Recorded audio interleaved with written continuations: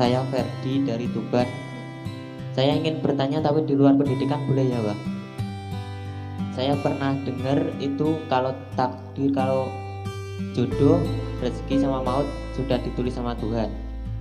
Ya, yang saya ingin tanyakan, jika Tuhan telah menulis takdir, telah menulis kalau saya menjadi pengusaha, sementara saya selama ini berusaha menjadi pesepak bola, saya berusaha sampai maksimal dan saya sudah berdoa. Yang saya ingin tanyakan, hasil akhirnya saya menjadi yang telah dituliskan Tuhan atau sesuai dengan usaha dan doa saya? Terima kasih. Ya menit-menit tak takokne ya. Niki cocok kali takdir sampean ta karepe dhewe tak takokne kapan-kapan ya. Kok bareng rama ya. Awakmu tolong tulisan pertanyaanmu tak takokne ya. Itu semua adalah sesuatu yang gaib. Kita bisanya berspekulasi dan makanya kita diberi cara metode yang namanya istikharah, intuisi, apa ya, kejernihan supaya kita berada pada jalan yang memang Allah tentukan. Cuman selama ini nasib dan takdir itu diartikan menurut saya terbalik.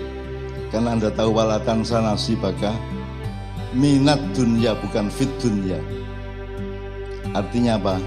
Yang namanya nasib adalah awakmu dadi awakmu, kacang dadi kacang, kacang gak dadi dele gak dadi pari gak dadi kacang gitu. Nah, nasib adalah ketentuan dasar Allah.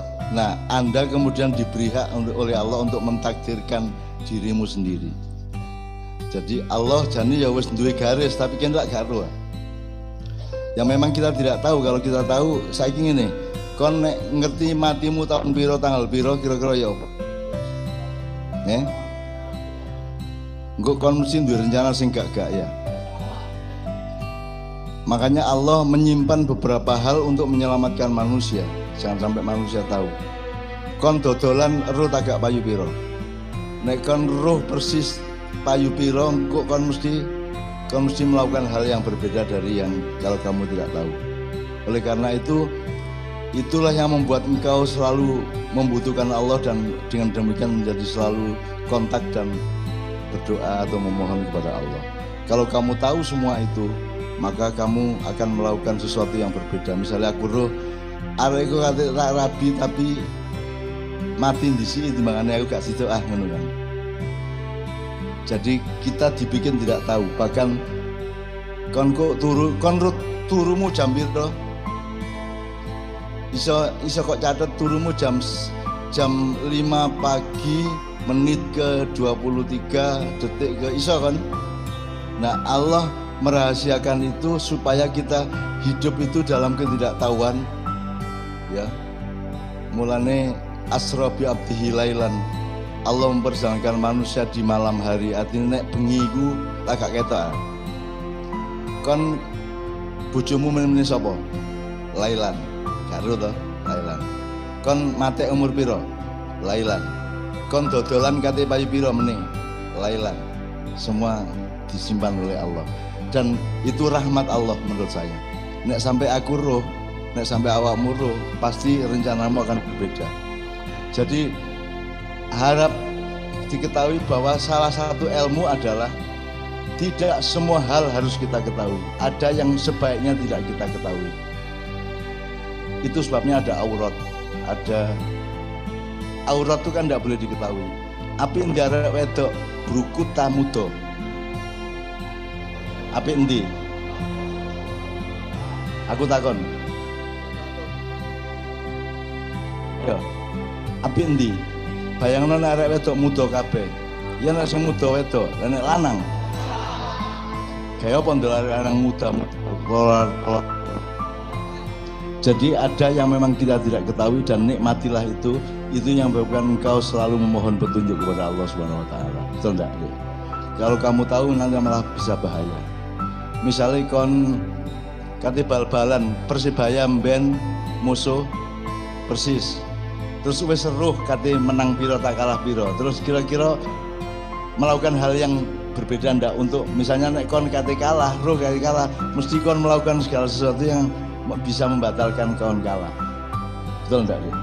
Jadi ada hal yang memang kita harus tidak tahu, ada hal yang sebaiknya kita tidak tahu, ada hal yang kita boleh tahu, boleh tidak tahu, ada hal yang kita harus tahu. Nah, salah satu pasarmu adalah Anda bisa memilah mana yang Anda harus tahu, mana yang Anda boleh tahu, mana Anda yang sebaiknya tahu, dan mana yang Anda tidak boleh tahu atau jangan sampai tahu. Itu sebabnya ada pakaian. Nek kabeh kudu roh, berarti gak perlu pakaian. Kan itu deh. Dengan adanya pakaian segini banyak ini, maka kita menjadi mengerti bahwa ada hal-hal dalam kehidupan yang kita tidak boleh tahu, haram kan gitu ya. Ini dia, moga berikutnya ya. Berarti intinya itu hidup itu apa yang kita jalani, bukan hasilnya nanti ya, Mbak. Iya dong. Terus pokoknya kon lakonono apa sing apik sing kok yakini. Itu namanya nek kon gurung yakin berarti kon terus dikon takwa. Mulai tiga iman. Karena ada hal yang kalau kamu bisa mencapai sesuatu itu namanya jalan ilmu. Tapi kalau kamu hanya bisa, kalau tidak bisa mencapai sesuatu kamu tapi harus pergi ke sana, itu namanya iman. Iman adalah menjalani sesuatu yang Anda tidak tahu, maka diperlukan kepercayaan. Ya tak gak deh. Wong rabi ae iman kok, nek gak nggo iman ya apa? Kon lak gak ero sih, awake iki metengan lek gak. Tak gak ero. Jadi ada pembagian ilmu dan iman. Ilmu itu untuk hal-hal yang kamu punya kemungkinan untuk tahu, iman adalah yang kamu tidak punya kemungkinan untuk tahu. Jalannya cuma iman. Didetail menjadi tawakal dan seterusnya tadi. Kemudian ya, yuk berikutnya. Assalamualaikum warahmatullahi wabarakatuh. Nama saya Ipul dari Bumi Ayu. Ini terkait pendidikan sejarah. Pesan Bung Karno, kutipan, perjuanganku lebih mudah karena mengusir penjajah. Perjuangan kalian akan lebih sulit karena melawan bangsa sendiri. Yang saya tanyakan di sini, melawannya itu melawan dari ideologi atau melawan secara fisik? Pertama itu. Bahkan Bung Karno kurang, karena perjuanganmu kelak adalah melawan dirimu sendiri. Jadi kalau Islam begitu. Nek dijelaskan perjuangan saya mudah dari Bung Karno karena saya melawan penjajah. Perjuangan kalian lebih sukar karena penjajahnya adalah kalian sendiri. Betul enggak deh? Itu kan yang terjadi sekarang. Nah, cuman kalian harus mengelaborasi secara ilmu penjajahan itu apa, terjadi di mana, di bidang apa, detailnya kayak apa, mekanismenya kayak apa. Kan kita sekarang tidak belajar itu. Kita tidak tahu bahwa kita dijajah, bisa-bisa tidak tahu kita. Makanya anak-anak milenial ini kumpul di sini, mudah-mudahan oleh Allah dihidayai pengetahuan untuk mengerti penjajahan sehingga mereka tidak menjadi penjajah tapi menjadi dan juga menolak untuk dijajah. Ya, meskipun ada rumus kun madluman walatakun doliman, ada rumus dari Sayyidina Ali bin Abi Thalib, jadilah penjajah, jadilah orang yang dijajah daripada kamu menjadi penjajah. Nih, tapi kalau bisa ya ndak usah jadi penjajah maupun yang dijajah. Menurut saya. Berarti yang melawan bangsamu sendiri itu ndak ada sebenarnya. Ya melawan bahasa iki kira musuh-musuh apa?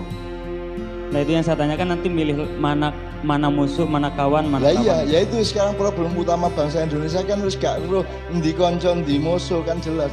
Makanya belajar. Dan saya tidak eksplisit belajarnya memperkenalkan kepada Anda metodologi dan toriko atau kaifiyah untuk supaya Anda menemukan diri siapa musuhmu.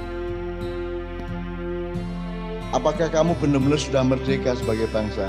Ditanyakan, makanya saya menggali supaya Anda tuh pintar bertanya. Sekarang gini, alinea pertama proklamasi apa bunyinya? Kami bangsa Indonesia dengan ini menyatakan kemerdekaan. Titik. Alinea kedua, hal-hal yang menyangkut pemindahan kekuasaan. Sekarang saya tanya, hal-hal yang menyangkut pemindahan kekuasaan, berarti ada yang belum dilaksanakan toh. Berarti sudah merdeka belum?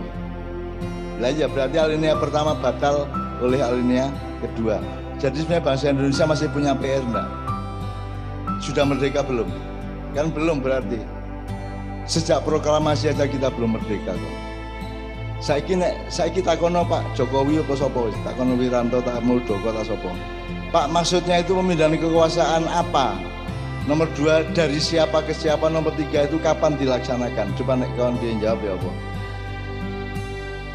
Aku roh jawabannya, cuma nek tak dudu jawabannya bubar Indonesia. Wong itu aja kita ndak bisa jawab kok. Tanya ke guru, nek ngono ku sekolah jeneng apa rek? PKN Pendidikan Kewarganegaraan. Buat tanya ke guru, maksudnya itu pemindahan kekuasaan apa, dalam hal apa, atau berupa apa, dari siapa ke siapa dan kapan dilaksanakan. Nggak ada yang bisa menjawab itu.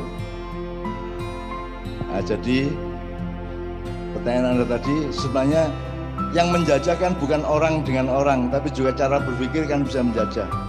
Jadi Anda sekarang minimum pelajari gini, penjajahan Belanda kepada kita itu penjajahan di wilayah apa, kalau sekarang penjajahnya di wilayah apa, kira-kira gitu. Kalau Anda saya ajari sebuah cara berpikir, misalnya nek ono wong Londo ini kan biasa kau urui bahasa Jawa sing glotok-glotok ya. Ya tak. Nah, akhirnya dia tahunya bahasa Jawa kan sing glotok-glotok. Nah, Anda juga sekarang mengalami itu. Anda sekarang mempelajari sesuatu yang sebenarnya bukan itu masalahnya. Jadi Indonesia yang Anda kenal bukanlah Indonesia yang Anda bayangkan.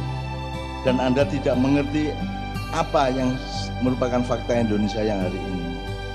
Untung Maiyah tidak menganut aliran kudeta dan radikalisme. Ya. Sebenarnya dengan masa Maiyah di mana-mana, karena simbol Maiyah sudah menyebar di seluruh dunia dan masa Maiyah sudah sangat banyak. Jangan nek kate lapo-lapo jangan ya saudara iso dedek ya. Cuman kan kita tidak melakukan itu karena hidup itu sangat luas. Tidak hanya Indonesia, hidup itu tidak hanya dimensi yang dikenal oleh yang sekarang ini. Hidup di Maiyah itu pemahamannya sangat luas mengenai kehidupan. Dan sangkan paran kita bukanlah Indonesia dan NKRI, tapi ada yang lebih luas dan lebih jauh dari itu. Gitu ya, Dek. Oke, berikutnya.